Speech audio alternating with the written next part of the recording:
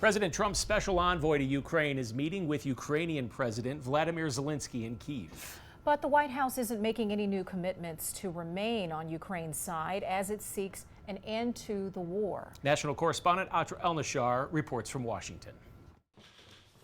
A fraught moment for the U.S.-Ukraine alliance. President Trump is obviously very frustrated right now with President Zelenskyy that he hasn't been willing to take this opportunity that we have offered. National Security Advisor Mike Waltz referring to a pitch the Trump administration made to Ukraine's president. Give the U.S. 50% of his country's rare earth minerals in exchange for continued U.S. support. At the very moment that you're being undermined by your biggest ally by taking away negotiating points, you're going to be forced to sign a deal with no negotiation in terms of your mineral rights? Hours earlier, President Zelenskyy and President Trump's special envoy to Ukraine, Keith Kellogg, met in Kyiv. Zelenskyy thanked him and said his team is ready to work 24/7. Despite bipartisan backlash, President Trump doubling down on what he said in this social media post Wednesday. A dictator without elections, Zelenskyy better move fast or he's not going to have a country left. It left the Russians pleased. Dmitry Medvedev, former president and prime minister, still one of the most powerful men in Russia, replied,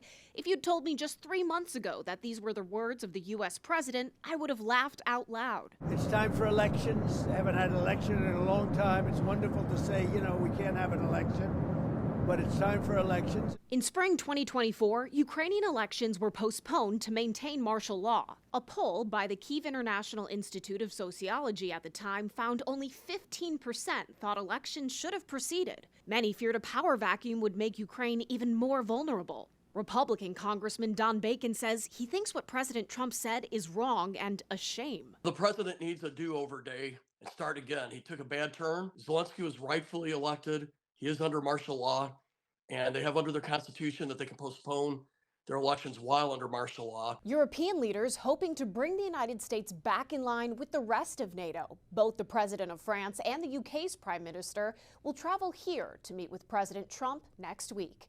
In Washington, I'm Atra El-Nashar.